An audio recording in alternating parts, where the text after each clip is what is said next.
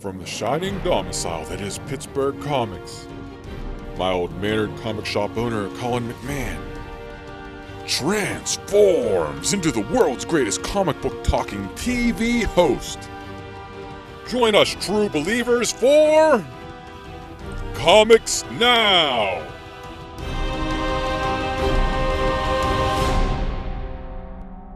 Hey everybody, welcome to Comics Now for February 2025.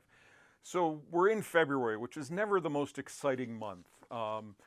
It's always, the weather's a little less than nice and the excitement of the new year is gone. So we're just kind of into the grays. And so what I recommend, sitting down with a new book, some comics, a graphic novel, and just kind of losing yourself for a little bit, because that never hurt anybody.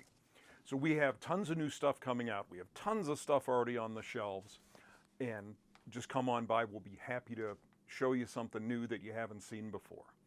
We're doing book club. It's going to be on the 28th, the very last day of the month. And we're doing Batman the Black Mirror. This is where Scott Snyder got his start on Batman. This was his first Batman story, and it was a two-parter. There were two stories in each issue. The first was a Dick Grayson as Batman story drawn by Jock. And the second one was a Commissioner Gordon story drawn by Francesco Francavilla. This was a real seminal moment. That was right before New 52, and that gave DC the confidence to give Scott Snyder the reins to the new Batman story, kicking off one of its most exciting periods. So we're doing that. That's going to be on, like I said, Friday, February 28th. And then we decided to do for our Spotlight feature this month, we're doing Wonder Woman. Absolute Wonder Woman came out, and it was kind of the least exciting. Everybody was really excited for Absolute Batman and Absolute Superman, and Wonder Woman was just kind of there. But it has been by far the best of the three, the most exciting and the most different. It's a Wonder Woman story you have never read before. It's not in Elseworlds, not in any other format. It's a really neat, unique story. So we decided to focus on the other stories that we have about Wonder Woman through her history. And so Tim made a nice display of Wonder Woman books, and we'll happily show you where they are and see what all the stories are that Wonder Woman has to offer. Now, we have a bunch of new stuff coming out this month, so we'll get right to it. Oh, actually, sorry. February is always the Comics Pro meeting, and this year it's out in Burbank, California, which is neat because that's right by the DC offices, so I'm sure we'll get to wander over there and take a look around. So we'll be meeting with all the industry people, distributors, publishers. If you have any questions you want me to ask, anything you want me to find out. It's a little bit of turmoil in the comic market right now, so hopefully we'll get some answers to some of the stuff that's going on. But if you have any questions you want me to ask, just reach out and let me know. That's going to be the third week of the month. But now, let's go on to all the great new stuff coming out this month, and we're going to start with the new stuff from Marvel Comics.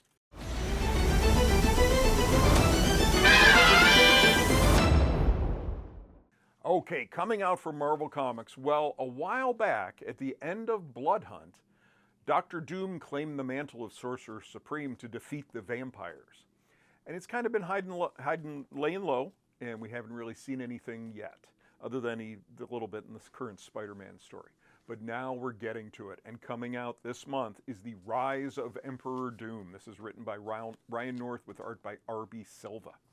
One world under Doom. 6 months ago, Dr. Victor Von Doom became Sorcerer Supreme, then disappeared behind Latveria's closed borders. For most, there's not enough going on in the world that Doom's absence is not a priority, or some time without him feels like a blessing. Only a few recognize it for what it truly was, the calm before the storm. It is a storm that has now arrived. The world has woken up to a new reality. Dr. Doom, Earth's Sorcerer Supreme, has magically taken over every broadcast medium on the planet and declared himself Emperor of the world, the ruler of a new united Latveria. And shockingly, impossibly, all of Earth's leaders seem to be going along with this. Luckily, whether it's mind control or Doombots, whatever's affecting them hasn't affected Earth's heroes. And so they quickly form a strike team to stop Doom's machinations. But will they succeed? And what happens when some begin to welcome their new emperor with open arms, clamoring for one world under Doom? We also have Doom Academy. Did you think that Strange Academy would be the same in a world with Dr. Doom as Sorcerer Supreme? No, it's now Doom Academy. Relocated from New Orleans to Latveria, the best magic school in the world just got better, according to some. It's the start of a second year for Strange Academy students, and you know that things will not go as planned. We also have Thunderbolts Doomstrike. This is by Colin Kelly and Jackson Lanning. Doom took over the world, and Bucky Barnes helped him do it. To atone for his unwitting role in Doom's triumph, Bucky assembles a team with one goal: burn it all down. And we have Storm. Issue 5 ties into Doom. Trivial is the fight with Dr. Doom, Sorcerer Supreme. For in a realm beyond our own dimension of manifestations, a trial by combat brews between eternity, the physical embodiment of our universe, and oblivion, the physical embodiment of the void. The fate of our universe is at stake. Who will fight on behalf of our universe, if not Aurora Monroe, the Eternal Storm? We also have X Factor 7. Angel returns to lead X Factor just as Emperor Doom will lead the world to glory.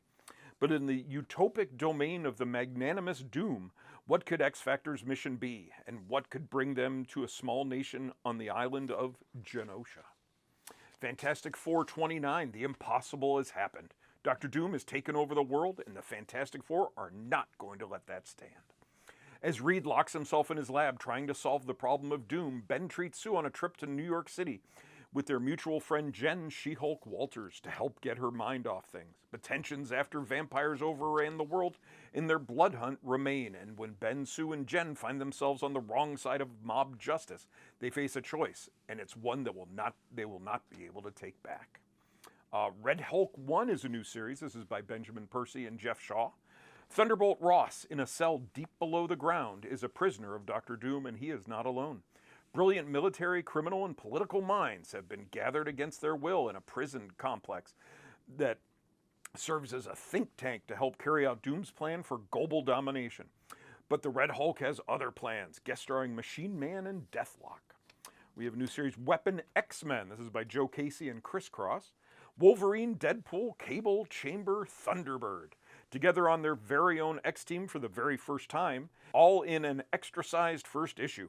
When high-stakes mutant rescue mission from the ultimate global hotspot exposes the true enemy, possibly from within, an all-new team of all-action icons finally find themselves forged in fire, and the official membership policy is no mercy allowed.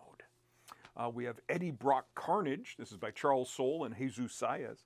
He's been Venom. He's been Anti-Venom. He's been the King in Black. Now Eddie Brock has made his darkest bond yet as he joins with the one and only Carnage. Can he control his new other's endless bloodlust, or will he give himself over to madness and murder? We also have another one of the Straczynski series, Captain America and Volstagg. When a war breaks out in the Nine Realms, Volstagg of the Warriors 3 turns to the only man skilled enough to end it, Steve Rogers, Captain America.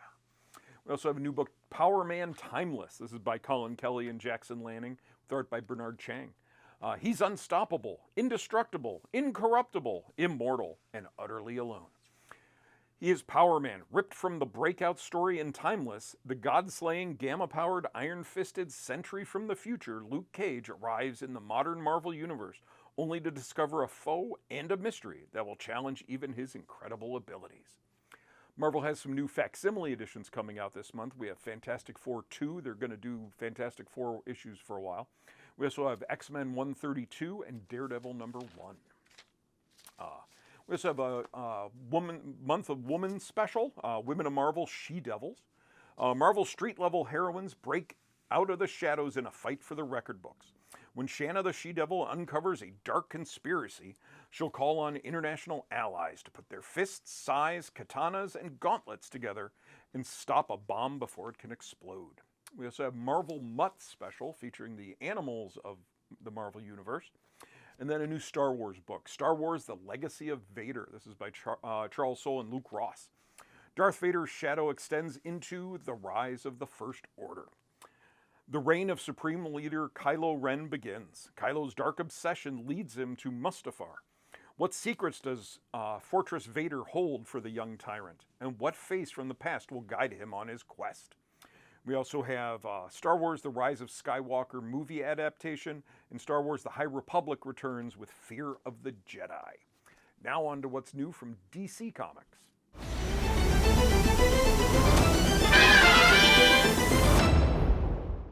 Just a few new ones from DC this month. We have a new Zatanna book. This is written and drawn by Jamal Campbell. Zatanna Zatara, the Mistress of Magic, is back on tour. She's got her stage crew back together and is looking forward to a new, less chaotic chapter of life. However, her plans are disrupted before they even begin, when her stage crew is abducted by a ghostly new adversary, the Lady White. We also have a new Green Lantern Corps book. This is also written by Jeremy Adams, who's doing the regular Green Lantern book. The Corps is back, and just in time for the deadly new Fractured Spectrum saga to kick into full gear. Join the newly formed Green Lantern Corps as they head out into the galaxy in order to stop Sorrow and his master from creating a power battery. John Stewart, Kyle Rayner, Jessica Cruz, Guy Gardner, Joe Mullen, and all your favorite Lanterns are back in the most incredible ensemble cast this side of the cosmos. We also have a one-shot in the DC vs. Vampires World War V Darkness and Light. Wonder Woman, child of Themyscira, turned vampire, and Alfred, butler of the Waynes, turned Green Lantern. Their paths couldn't be any different, but for each, a chance encounter will force them to re-examine what it means to survive in a world ruled by darkness. We also have Batman 157. This is the end of Chip Zdarsky's multiple-year run. The Dying City concludes in epic, oversized fashion. With the Court of Owls plan revealed and the city in chaos, Batman must find the strength to fight a war on multiple fronts and save Gotham from disaster. The fates of Jim Gordon, the Riddler, and all of Gotham rests in the hands of the Dark Knight. And then next up is going to be Hush 2, which is a sequel to the old Hush book that took place, I think, back in the 90s, written by Jeff Loeb and drawn by Jim Lee. That's going to be the next story coming up in Batman. In facsimile editions, we have Saga of the Swamp Thing 37, which is the first John Constantine, Crisis on Infinite Earths 11, we're almost going to end that run, and Detective 31, an early Batman story. Now, what's coming from Image Comics?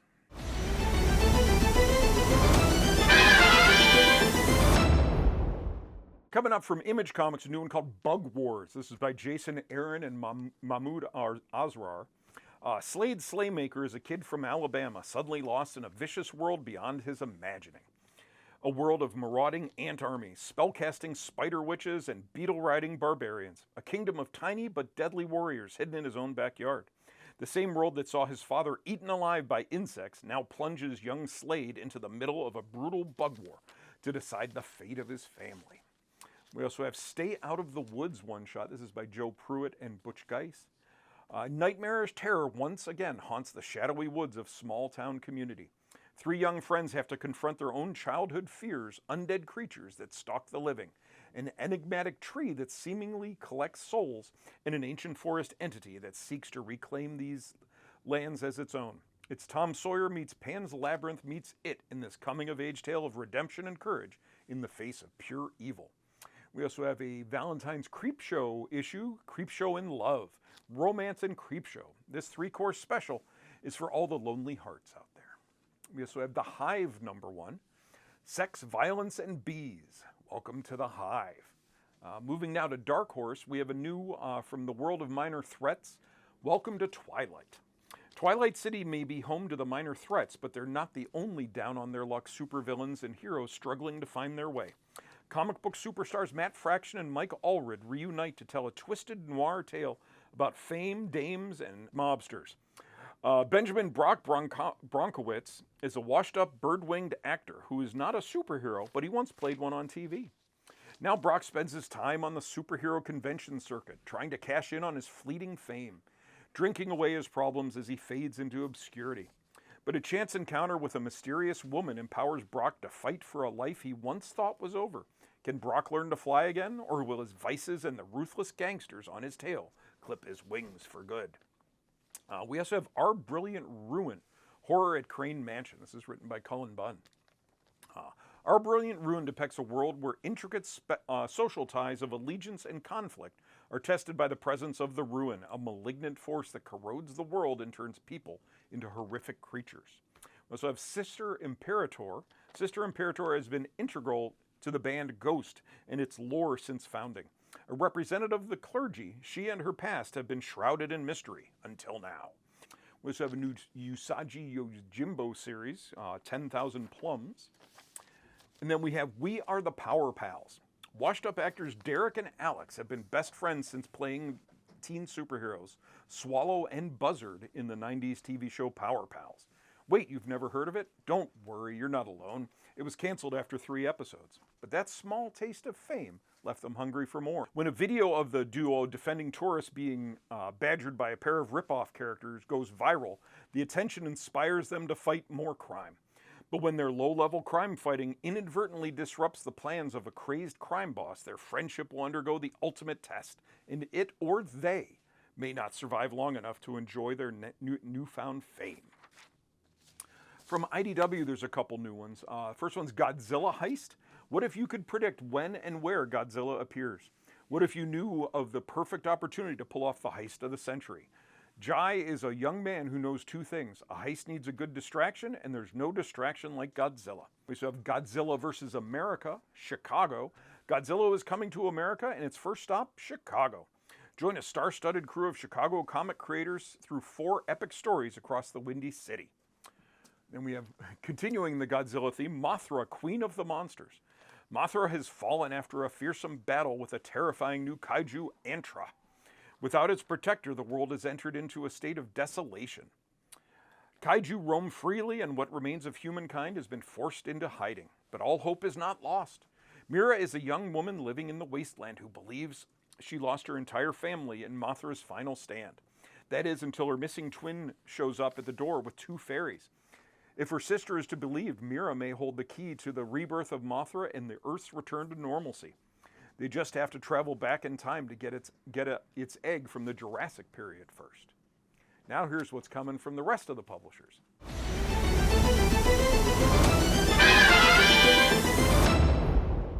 First up, Boom Studios, new one called Bronze Faces. Soho, London. Childhood friends Timi, Sango, and Gabonka reunite on the eve of the British Museum's historic purchase of the works of Timi's father, a Nigerian artist.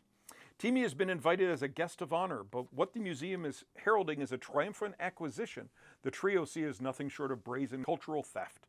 Emboldened by a night of drinking and shared outrage, they concoct a bold scheme to steal back the artwork themselves. We also have a new Graveyard Club from R.L. Stine. This one's Fresh Blood. The members of the Graveyard Club attempt to move on from the disturbing events of last semester, but the strange disappearances are too big of a mystery to ignore. Dynamite brings back another old cartoon series. They bring back the Herculoids. Hidden in the furthest reaches of space, the planet of Amzot is legendary for the fabled riches and for the terrible fates that befall anybody who seeks to exploit them. Those who survive their encounters tell blood-chilling tales of horrific, imposing monsters that guard the mysterious world. Yet the lure of its abundant resources is too great to resist. Raiders and pirates continue to come across the galaxy, and there is only one force strong enough to stop their constant attacks: the Herculoids. We also have a new Darkwing Duck series coming. He is the terror that flaps in the night, the fowl that felons most fear, a legend in his own time and his own mind. He is Darkwing Duck, but how did this avian exemplar develop his redoubtable reputation? What lessons did he learn in his early days of crime busting and faux foiling? His legion of fans want to know, and Darkwing Duck is more than happy to tell the story. We also have a Savage Tales winter special, 3 hard-boiled stories packed with two-fisted action and barbaric brutality. Titan Comics has a new hard case crime one, The Loose End. With crushing debt and an aimless career and a thirst for the high life punching down on him, failing screenwriter Stephen Hollis is handed a ticket out of his dead-end lifestyle, an offer he can't refuse from the mob. Now all he has to do is kill the biggest executive in Hollywood. Archie has a new Chilling Adventures presents the 9 Lives of Salem. Even with 9 lives, can you ever truly outrun the horrors of your past? What happens when those familiar faces finally catch up to you? These are the questions Salem, Sabrina's felonious feline, is asking himself, and he fears the answers. Distillery has a new one, Through Red Windows. This is written by Ram V with art by Joel Jones. When ailing plutocrat Harlan Roderick invites his young protege Athul to live at Roderick Place in downtown Manhattan, what Athul believes to be his first step into the inner circle of the world's elite soon turns into a living nightmare. Athul discovers that Harlan and his illness are inextricably connected to the high rise where secrets and monsters from both Harlan and Athul's own lives lie behind each door. They have another one, The Last Flight Out of Wichita. Two Vietnam vets in the heart of a depressed 1977 America make a bad decision in an effort to make ends meet and find themselves in the middle of mob double crosses and the ensuing violent fallout. Soon, the full force of Kansas City's organized crime, including the city's black mafia, the infamous Purple Capsule Gang, turns to Wichita looking for two desperate men, their money, and a few pounds of flesh. Valiant has a special, the Valiant Universe Ultimate Guide. This special guide will explore the amazing superheroes and villains of the Valiant Universe. Who are they? What are their motivations? And most importantly, who can beat whom in a fight? AWA has a one-shot, Cam Girl. Meet Danny. She's independent. She loves to party, and she makes a whole lot of money. Now meet Kyoko, Danny's online alter ego. She's obedient. She's exotic. She's a walking stereotype that caters to her customers' basest fantasies. When one of Kyoto's most ardent followers start to send her increasingly threatening messages, Danny's two lives become dangerously intertwined. To turn the tables on a relentless stalker who seems to know everything about her and exactly which buttons to push, Danny must confront her personal demons and rediscover who she really is and what she is capable of doing. Mad Cave has some new ones. We have a Dick Tracy Valentine's Day special. When a string of murders occur on the set of a romantic movie filming in the city, Dick Tracy is on the case. In this world of glitz and glamour where everyone tells a story but no one tells the truth, Tracy races against the clock to separate fact from fiction and stop this killer before they fulfill their promise to strike again on Valentine's Day. Gotcha Man has a new miniseries, Only One Earth. Berg Katse is ravaging the country of Atrena for rare mythical elements that create a psychic link between Galactor pilots and their weaponized mechs. As Joe and Ken's friendship is pushed to the limit during a mission to save Atrena's princess, the Science Ninja team uncovers an ancient temple that may hold the key to defeating Galactor once and for all. We also have Pop Kill. This is written by Jimmy Palmiotti. Imagine a world where the two dominant and competing cola companies, each worth billions, are owned by former Siamese twins who are now separated and have grown to hate each other so much they hire assassins, saboteurs, and espionage personnel to meddle with each other on a daily basis. This is a story about brotherly love run afoul and the people they enlist to do their dirty work. Oni Press has a new one. Mine is a Long Lonesome Grave, #1. This is written by Justin Jordan, who lives in central PA. A brass-knuckled gut punch of revenge horror torn from the forgotten corners of Appalachia, where magic and murder go hand in hand. Harley Creed is a bad man. He used to be worse. A violent ex-con with a string of brutal crimes in his past. He only wanted one thing when he finally walked free from prison: to leave Briar Falls, West Virginia behind and disappear forever. But Harley's hometown has a strange way of swallowing people whole. Call it a consequence of the low-level folk magic that has permeated its darker corners for generations. And now Harley has returned. Pent-up vengeance for his past crimes is about to come roaring back. Sumerian is reprinting a Crow book from the late 90s, Crow Flesh and Blood. This is written by James O'Barr and drawn by Alex Malev. Against the rugged beauty of Western mountains, Iris Shaw, a federal conservation officer, is murdered when right-wing extremists blow up her office. But her death is only part of the tragedy. She was carrying an unborn child. Denied peace, Iris is resurrected by the Crow to seek brutal vengeance on the men who stole her life and future. Now driven by supernatural fury, she hunts them down one by one, delivering justice from beyond the grave. We also have We Only Go Out When It Gets Dark. This one-shot serves as an introduction to Damian Connolly's brand new twisted horror world. 3 stories that mix violence, terror, sex, suspense, and drama with ghosts, cats, and a weird cosmic creature. And finally, we have Money Shot is back from Vault, written by Tim Seeley and Patton Oswalt. The Triple Explorers return just in time to witness the rise of an anti-sex death cult. Now it's a race against time, and the relay team includes alien strippers. So that's the new stuff that's coming out. Of course, your favorite series are all still continuing. Lots of stuff has been restarting the last few months, so those books are still going on. And we have lots of other stuff coming out, too, that I can't spotlight everything. And lots of graphic novels coming, all sorts of neat stuff going on in February. Book Club, we're doing Batman, the Black Mirror. That's going to be on Friday, February 28th. And our spotlight this month is Wonder Woman. So come check out some great Wonder Woman books from the past. So, as always, you can reach out to the store. The website's pittsburghcomics.com. Facebook is Pittsburgh Comics. Twitter, Instagram, and Blue Sky are all PGH Comics. So thanks for watching. And stay tuned for Comic Previews Theater. See ya.